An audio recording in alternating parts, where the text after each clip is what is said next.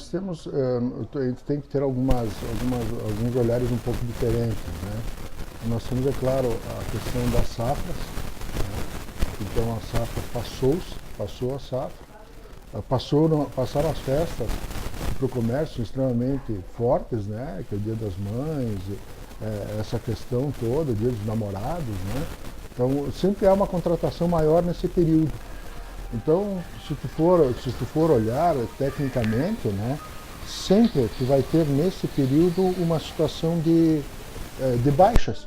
Tu vai ver, ele é cíclico, é uma coisa bem tranquilo. Nós tivemos com certeza absoluta nesse período todo, nesse início de 2016, com essas situações que ocorreram no país em si, né, uma descontinuidade no crescimento que vinha havendo. Então isso se vê a nível nacional, o arroxo financeiro, então o volume de pessoas, tu sabe que o nosso município depende também do turismo, então o turismo também teve uma queda, se tu vai ver quase todos os índices que houveram, se for pegar o índice financeiro nos bancos, tu vai ver que os volumes de empréstimos nesse período também diminuiu, a captação de recursos, então os bancos estão com dinheiro sobrando demais. Então tudo isso são restrições e isso logicamente vem atingir o comércio. O que a gente tem visto em Bento, e isso permaneceu agora nesse primeiro semestre, que nós fechamos o número agora semana passada, novamente nós temos um crescimento de quase 800 empresas no período, no primeiro semestre desse ano. O que essas empresas? São migrações, né, desta descontinuidade das carteiras assinadas, da demissão, que é a grande característica nossa de empreendedorismo. A todo momento que houver no CAGED, coisa que a gente vê, essa diminuição de carteiras assinadas, tu pode ir direto nas questões de aumento de micro e pequenas empresas criadas. Porque pela capacidade que nós temos hoje no município, na área industrial, no próprio comércio, no próprio turismo, que eles estão se desenvolvendo e estão se atualizando nas questões, eles fazem com que o funcionário que esteja lá não seja simplesmente o cara que está lá com carteira assinada. Então ele tem um potencial de empreendimento diferenciado. Ele sai e ele não fica aguardando o emprego chegar até ele. Ele vai desenvolver, ele vai buscar alternativas. E isso é claro, essas alternativas, essas buscas, elas caem muito em cima de políticas que tu tens. Ela pode não dar certo no primeiro momento, mas no segundo momento ela te traz um retorno positivo, ou seja, aquilo que tu vai plantando, aquilo que tu vai fortalecendo, as indústrias que tu vai trazendo, os serviços que tu vai trazendo, possibilitam também para que essa mão de obra se recoloque. Então, se tu vai ver, nossos índices de comércio não caíram. Mas não caíram em virtude disso. Então, nós temos uma massa salarial boa no município, falando do município, né? E que há possibilidades de, pelo menos, manter o que aconteceu em 2017. E acho que quando a gente fala de um produto interno bruto brasileiro aí de 1,5, que está se falando hoje, e tu vê um crescimento nosso em vários itens, se nós vamos olhar para o lado financeiro da própria prefeitura, o recurso próprio aumentou, então algumas coisas do município estão mais fortes que os demais posicionamentos. A crise está instalada. Agora cabe a agilidade nossa, né? Nós não temos empregos a dar, mas nós podemos ser um fator de movimentação de empregos. Então, eu acho que um dos grandes fatores da área pública hoje é ela conseguir se integrar junto à questão da área privada e gerar empregos. Mas nem sempre nós conseguimos 100% das coisas, mas nós temos certeza que assim, todo o nosso trabalho, todo o planejamento nosso, da secretaria, da própria gestão, é nós conseguirmos criar ambientes positivos, tá? Ter um ecossistema que ele possa propiciar um crescimento a médio e longo prazo. E que nessas crises, não que a gente não sofra, porque não somos mágicos, né? Mas que o impacto seja o menor possível. Né? Então a busca de novos empreendimentos, coisas diferenciadas, coisas que venham agregar valor, coisas que possam aumentar a rentabilidade, coisas que possam dar uma qualidade de vida superior ao nosso munícipe, isso é base para nós. A política futura, ela só tem um futuro bom e ordenado se for dessa forma, se ela pensar o coletivo. Aquela coisa do pensar individual, ou pensar para o meu partido, para o meu pessoal, hoje isso não vinga mais, porque ele tem prazo de validade. Bom, tu começa a olhar esses exemplos, nós temos que entender que nós somos uma cidade que ela está entre a parte da caverna, né, e entre a parte contemporânea. Nós estamos saindo de um meio, porque para ser uma cidade cosmopolita não é questão só do tamanho, mas é as questões de como tu vê as coisas. Então, quando tu vê que a cidade está pensando numa iluminação pública, não só para trocar uma lâmpada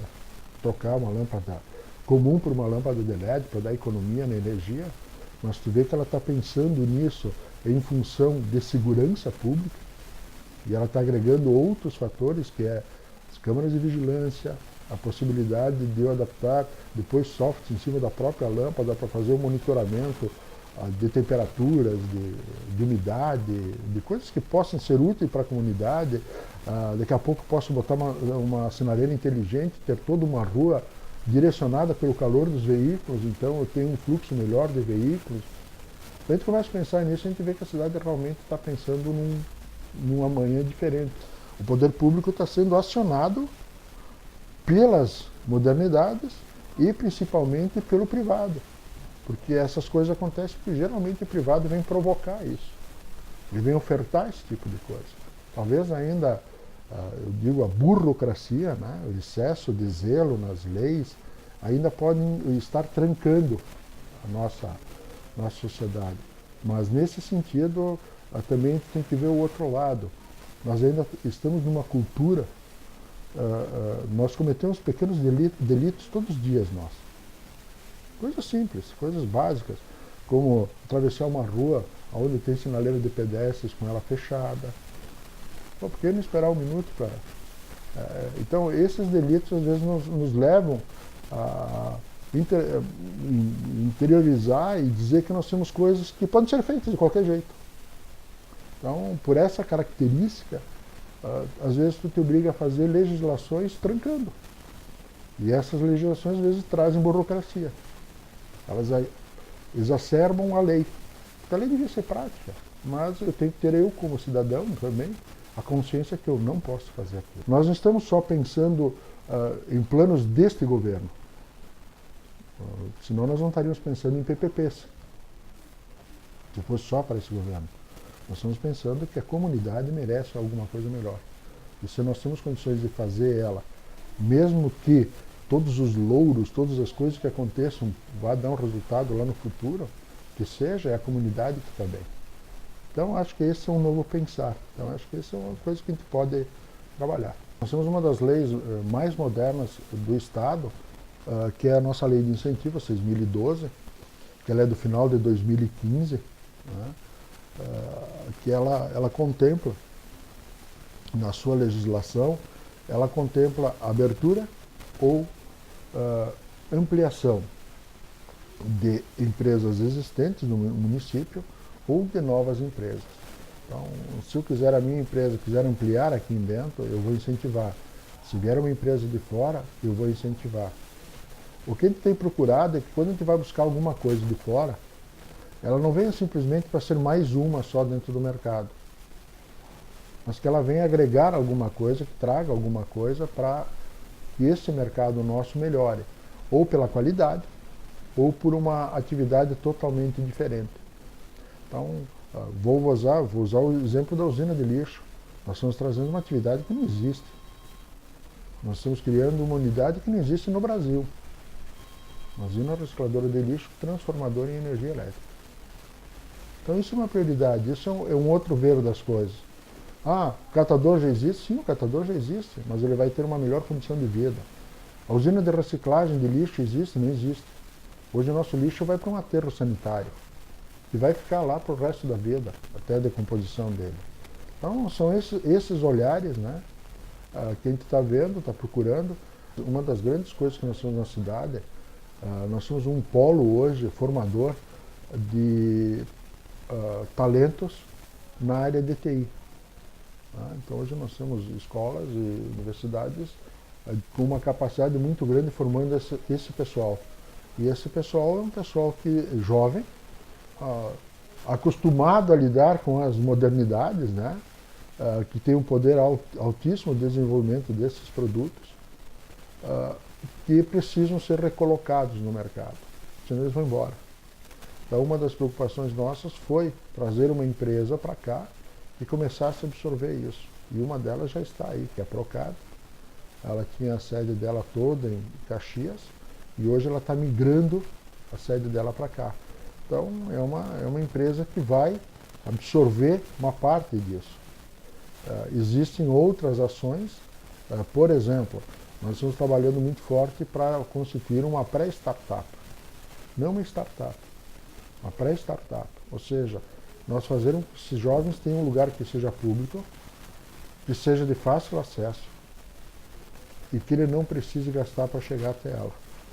Se ele não tiver essas condições, ele não consegue se articular e se adaptar. Então, isso nós estamos trabalhando junto com a iniciativa privada, né? E aí nós temos o SIC envolvido, temos o SIC de lojas, CDL, as entidades de classe envolvidas nisso, nos ajudando, apoiando, para que a gente forme isso. A intenção é até o final do ano a gente ter isso formatado, funcionando, para que seja executado. Então, para quê? Para nós conseguirmos absorver essa mão de obra, para a gente conseguir fazer isso. Outra coisa que nós estamos trazendo, e essa já está definida, que vai vir, nós estamos na fase final de negociação agora com o investidor, é uma extensão da escola de gastronomia da UFS. O que isso vai trazer? Isso vai ser um belo do momento para que o interior, principalmente, que é onde tem evasão de jovens, né? A área rural, principalmente, ele começa a ter um atrativo de retorno ele ficando lá. Porque se eu formar alguém na área de gastronomia e essa pessoa abrir a casa dela do interior para isso, como nós temos o turismo, nós podemos aproveitar bem esse jovem. Né? Então, isso são oportunidades que estão surgindo aí. As empresas que estão vindo, e eu falo da própria Isabela, a questão de tecnologia que eles estão usando, de uma MSB que está em fase de expansão, que vai criar mais 75 empregos em Bento Gonçalves, sendo que a IMSB, 30% dos funcionários dela são da área tecnológica, são da área de inteligência. Então, é onde o jovem está mais preparado hoje. Né? O jovem hoje não faz mais a faculdade de economia, muito difícil. Ele vai fazer uma faculdade de uma engenharia. Então, isso nós temos que absorver. Então, nós temos que cuidar disso. O que a nossa academia está formando hoje? E criar espaços para que esses jovens da academia possam se colocar. Olha, o que a gente vê, isso sim, isso é uma grande evolução no mercado inteiro, né? Que é o comércio eletrônico.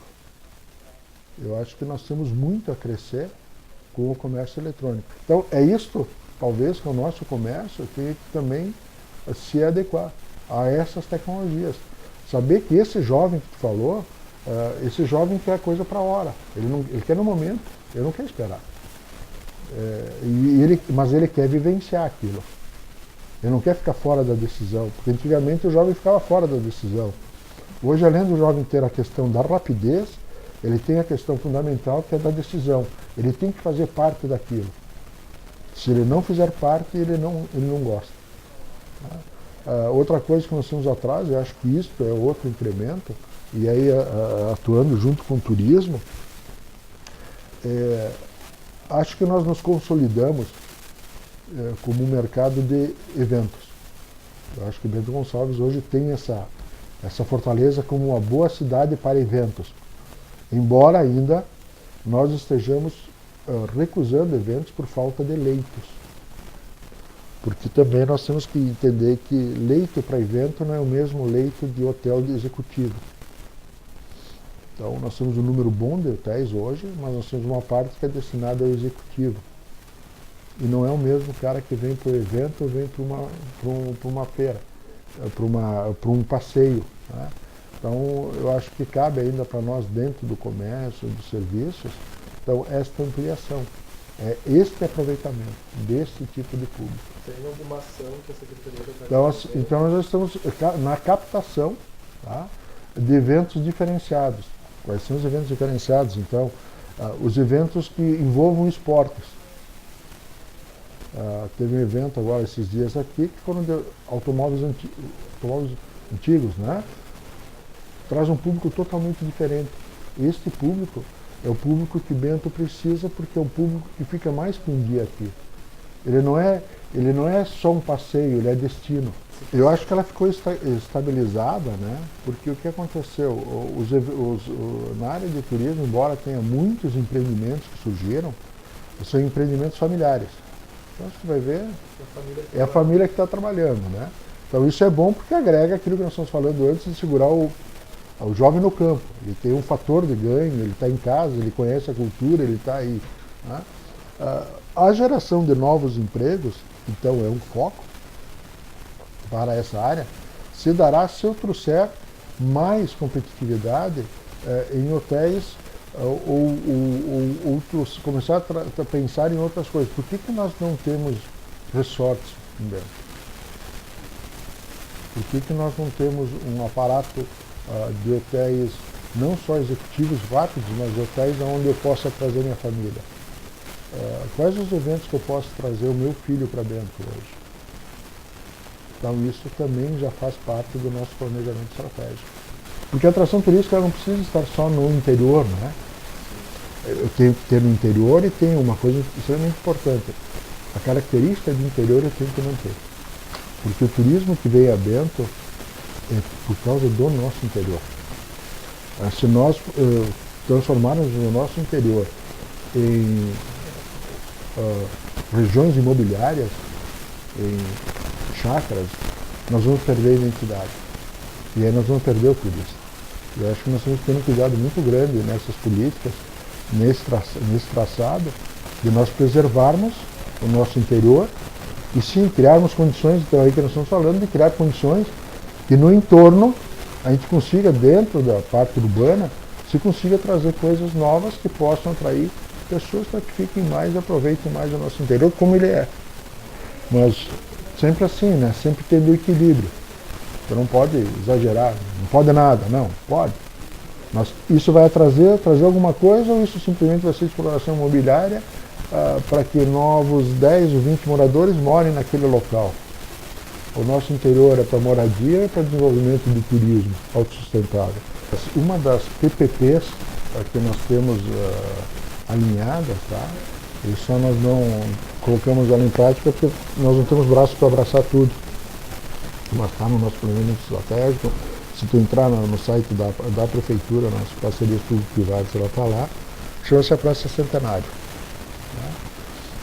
Nós promovemos nela uma revitalização e, é claro, tudo que eu estou falando são perspectivas, né? De criar um espaço público, não sei se um mercado público, um boulevard, algo que dê vida àquela praça e ela faça a interligação da Cidade Alta, que é onde temos a Maria Fumaça, aí, com o centro. Porque nós não temos um atrativo hoje, a não ser a Via Belvino, nós não temos um atrativo para levar o turista até o centro. O turista vai chegar às 3 horas, 4 horas lá, no fim de semana, no domingo, onde é que ele vai almoçar? Onde é que ele vai comprar alguma coisa? Está fechado. Então talvez esse seja um dos fatores de avaliação do nosso comércio. De como fazer isso. Então são as mudanças, né? Tu vê que já há um fluxo hoje, se for, em função de uma loja de venda de fast food, numa esquina, já existe um fluxo de pessoas maior que antes. Por quê? Porque eu criei algum atrativo lá dentro. Então com esses atrativos eu posso levar mais gente. Claro, tu tem a Via Belvino, é bonita, é legal, tem o ponto lá Belvino, tem toda essa estrutura aí. Mas é difícil tu levar o cara no fim de semana lá. Porque ele não veio para aquele destino. O destino dele é Maria Fumaça, Epopeia e vai embora. Ou daqui, Barbosa e vai embora. O cara Não fica. Vem até os Vales dos Vinhedos e vai embora, não fica. Então é essa tentativa de criar, e aí o comércio tem grande importância. Você vai ver, eu sei que me parece que o Shopping Bento tem feito algumas ações nesse sentido de tentar levar pessoas, mas tem que haver um conjunto maior. Como é que eu vou chegar com um ônibus no centro? A gente tem um lugar específico para os ônibus no centro, e eventualmente o nosso DMT tem que funcionar porque tem carros estacionados onde teria que estar parado o ônibus. Então até a cultura nossa, né, de respeito àquilo que te falei, os pequenos pecados, os pequenos crimes que a gente comete, né? Então até isso acontece, então isso afugenta. Então nós temos que entender que nós, além de uma cidade industrial e extremamente empreendedora, nós somos uma cidade que é turística. E ela, por ser turística, ela tem que ter alguns regramentos. E a gente tem que seguir os exemplos de quem funciona, né? Tu vai pegar, não que nós não funcionamos, tu vai pegar uma Gramado, as pessoas estão livres. Tu vai ver as questões, o que foi feito no nosso centro, que foi a primeira parte, que foi a limpeza das casas com seus letreiros, sua parte de propaganda e publicidade, embelezou o centro de novo. Tinha casas lá escondidas, né, casas que estavam desaparecidas, e hoje o nosso centro é bonito. É bonito de ver isso. Cabe a nós agora trazer essas pessoas. Mas como é que nós vamos trazer se o que concentra no centro é o comércio? É a vida bancária, financeira, que não trabalha fim de semana, e a vida de comércio. Então esse é o atrativo que tem que estar no centro. Se tu começa a botar gente, mesmo que seja daqui, a movimentação traz outras pessoas. Então hoje a pessoa não vai sair dificilmente vai sair de São Roque para vir para o centro. Qual é o atrativo que ela tem? Nenhum, não tem, a não ser a Via do Elvino, que é nossa. O que eu vou trazer o cara de fora lá na Via do Elvino? Como? Como é que eu faço? A não ser que eu tenha um contrato de uma empresa de turismo que traga até aí. Então essa é essa concepção, né? E a gente fala nisso porque é um assunto que a gente discute bastante com as outras secretarias, porque nós, como Secretaria de Desenvolvimento Econômico, nós somos uma secretaria meio. A Secretaria de Desenvolvimento, a Secretaria de Turismo é fim. Então é outra situação. Então nós temos que ter essa interligação com essas empresas, com essas outras secretarias também, para que a gente possa ter um bom andamento no trabalho da gente. Não existe nada em andamento nisso. Né? Mas isso talvez não poderia incrementar? Pode ser uma boa ideia, isso é uma coisa que não, a gente está aberto. O único problema que nós temos hoje, né, são os problemas de espaço físico, que são limitadores para nós em várias ações. Né? Então, além de nós termos estradas curtas, né, quer dizer, estreitas, não curtas, né, nós temos o problema de espaço físico para isso. Né? Porque onde nós não temos morro, nós temos descida, infelizmente. Né? A nossa topografia não ajuda muito, né? Não tem muita... Você vai analisar todas as situações que você falou, nós teríamos condições de fazer isso na entrada de Bento, entrada aqui no lado da Pipa, na outra saída, que vai a Granópolis, e as outras nós ficaríamos restritos em termos de espaço. Porque o conceito de shopping, né, o conceito parte pelo número de pontos de vendas estabelecidos dentro do prédio. Ele pode ser vertical, que é o caso dos nossos dois, né, ou ele pode ser horizontal. Geralmente, horizontal, ele é mais propício, mas ele tem que estar numa área grande que tenha fácil acesso. O problema é tudo é espaço, então. Tu vê que vira e mexe, inclusive é um dos grandes dificultadores que nós temos hoje para trazer empresas para cá. Nós temos várias áreas pequenas, áreas de 1.000 metros, de 800 metros, isso a gente tem bastante, nós temos, eu acho que são 100 lotes, acho que é esse o número, 100 ou 105 lotes industriais, mas são de 1.000, 1.200 metros, eu não tenho uma área grande para isso. Então, dificulta nesse sentido. Como é que eu vou botar um shopping de altíssima movimentação? Vamos lá, vamos pegar um exemplo. No bairro Licor Sul. Como é que eu faço em torno da mobilidade urbana disso aí? Como é que eu vou fazer o cara entrar lá? Então, esse é o indicador. Se tu vai ver, tu falou em Guatemi, Caxias, pode pegar Porto Alegre também. Os shoppings foram instalados em áreas distantes do centro, né? Por causa desta questão especificamente da mobilidade. Né? Nós não temos essa condição aqui. Talvez a gente tenha essa condição, mas aí nós vamos começar a pensar para mais um outro lado, que é o lado que vai, então, para São Valentim, o lado de Veranópolis, Faria Lemos. Mas aí nós esbarramos na questão da área rural. Então, para nós fazermos isso, nós temos que derrubar uma parte da área rural, que é o grande atrativo turístico nosso. Então talvez a nossa vocação não seja para um grande shopping, né? E sim para lojas, para o estilo dos nossos shoppings verticais. Quem sabe falte dentro da estrutura lojas diferenciadas, não lojas de rua que foram para dentro do shopping. Que isso tem muita diferença, né? A minha cultura de lojista de rua é uma. Quando eu vou para dentro do shopping, a estrutura é diferente. Então muitas vezes eu levo da rua para dentro. Eu tenho uma loja em Bento física na rua e outra dentro do shopping. Eu não atraio. Né? Então essa talvez seja uma questão de concepção. Né? Então, porque a gente conhece, tu pega. Se tu for no shopping Morumbi em São Paulo, ele é horizontal. Tu pega o Beira-Mar Norte, Florianópolis, ele é horizontal, vertical, quer dizer. Então tu vê que existem modelos sem problema. A dificuldade mesmo é a formatação do que tu está botando lá dentro, o mix de lojas. E acredito que os shoppings de Bento hoje estão mudando pelo que a gente vê, eles têm uma tendência à mudança do mix de lojas. Eles também estão começando a se preocupar com isso. Porque, claro, eles têm toda uma estrutura para manter, né? E hoje o mundo não adianta. E as lojas... tu vê que uma própria loja Renner em Bento não abriu dentro dos nossos shoppings, ela abriu na rua. É coisa raríssima. A loja Renner é loja de shopping, não é loja de rua. E eles abriram ali por causa da questão do espaço? De espaço e porque Bento tem a característica de rua. O comércio de Bento tem uma característica de rua. A Expo Bento tem feito um trabalho muito excepcional. E para incremento para o município, ele tem algum viés que a gente tem que entender. O comércio de Bento, o comércio de rua de Bento, vai para a feira.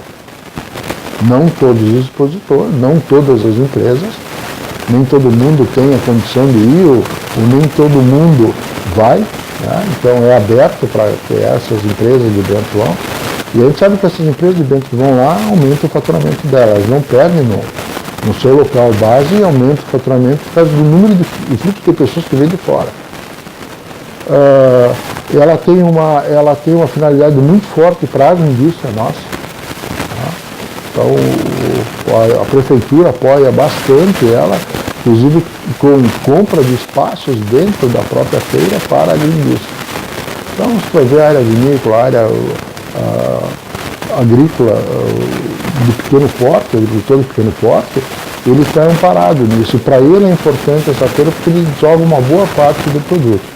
Se tu vai comparar, tu vai ver com 180, 200 mil pessoas circulando dentro da feira, e tu entender que isso é quase tudo gente de fora, então isso é um volume muito forte. Isso é muita gente, né? Então isso traz um incremento para a cidade na questão da alimentação, na questão do consumo de combustível, na hotelaria também impacta. Então o efeito dela é positivo, continua sendo positivo. E ela divulga a nossa cidade como uma cidade de feiras importante. E quando tu divulga que tu tem uma cidade, dentro da cidade, uma feira multissetorial, com mais de 200 mil habitantes, com mais de 200 mil visitantes, o dobro da tua cidade, é como tu dissesse que Porto Alegre fez uma feira e recebeu 3 milhões e 600 mil visitantes. Quer dizer, está dobrando a tua população em termos de visitantes. Então, só isso já seria suficiente para ela ser altamente valorizada. O que talvez e aí é uma questão melhorada, talvez as questões mais modernas, mais atualizadas, algumas profissões que ainda não se encontram, que poderiam estar lá, aquela questão que tu falou, coisas para o jovem, né?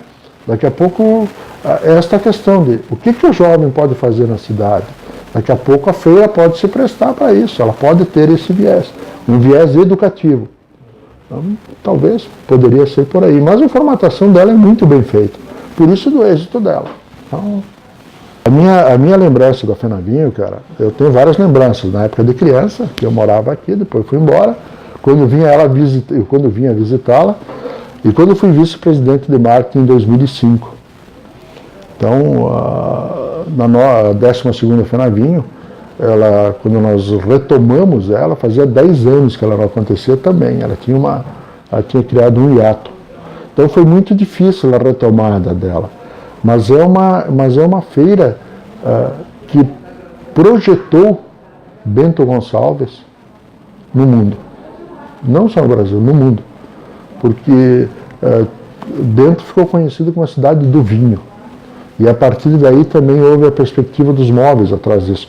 A Fenavinho é a mãe de todas as feiras que nós falamos.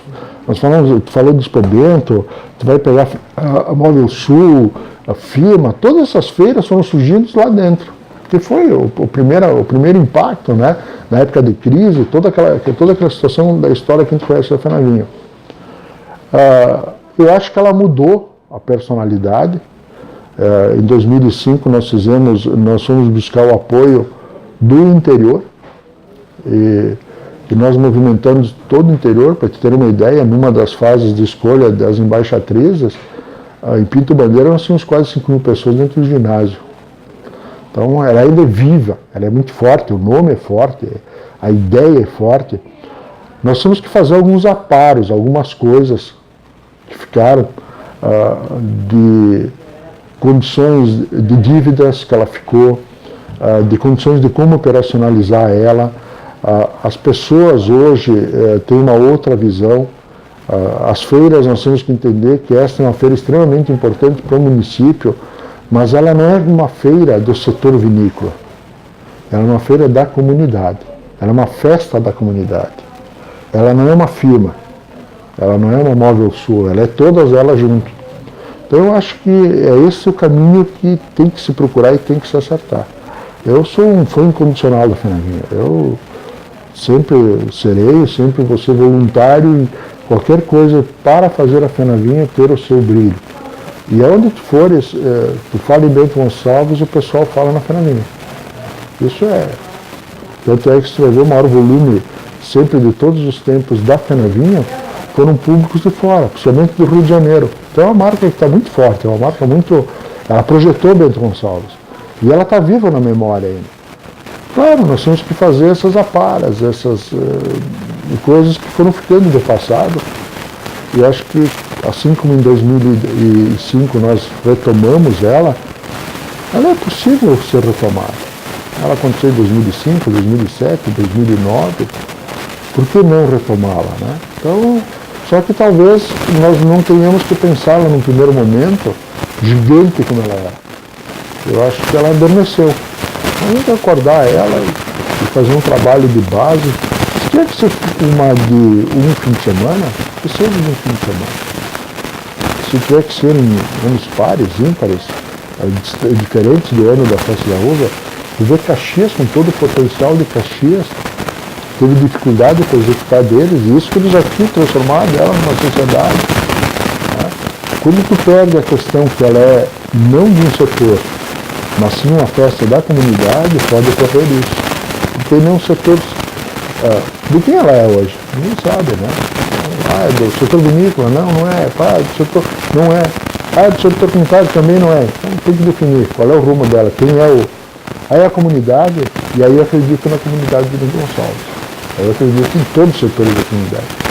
Acho que se conseguir este equilíbrio de todos os setores entenderem que é do município, é uma festa do município, não uma feira, aí sim nós vamos ter um grande êxito na Fenavinho. Então eu sou um fervoroso do cara para a Fenavinho.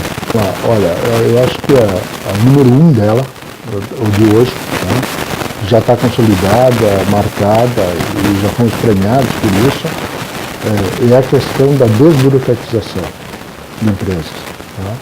Com o advento da sala do empreendedor, nós, além de eliminarmos mais de 60 processos internos, eliminamos de 15 a 20 documentos, tá?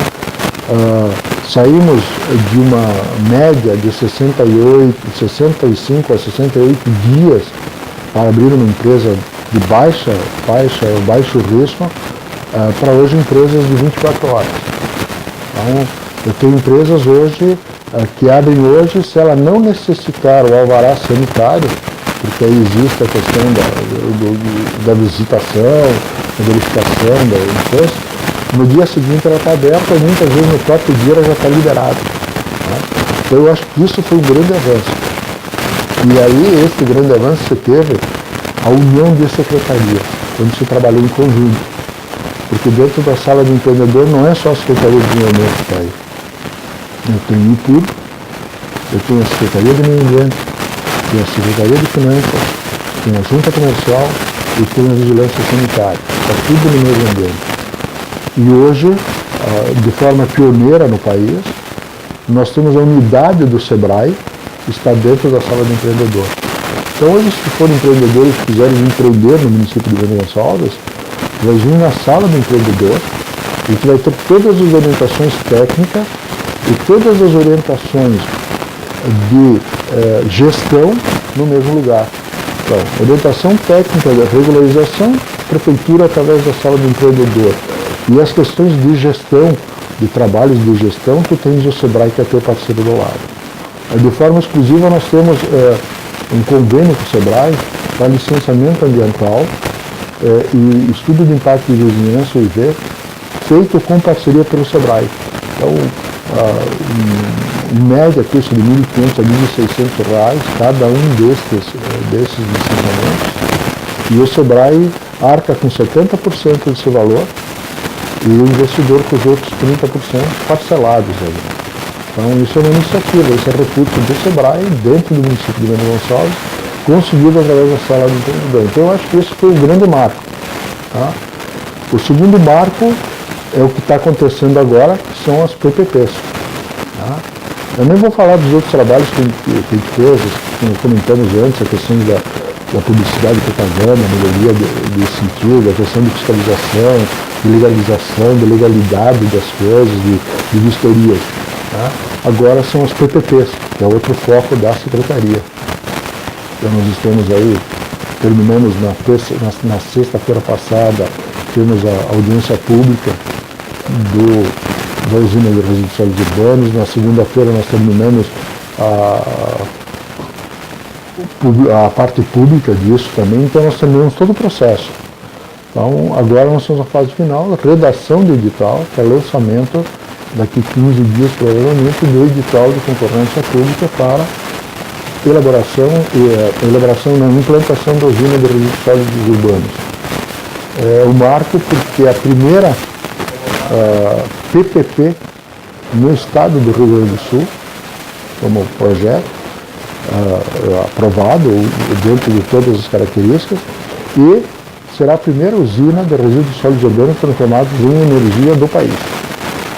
Então isso sim, eu acho que isso é uma conquista da Secretaria. Sempre assim, a Secretaria não consegue trabalhar sozinha. Sempre tem as outras secretarias afim apoiando. Mas como estrutura, como colocação, a Secretaria.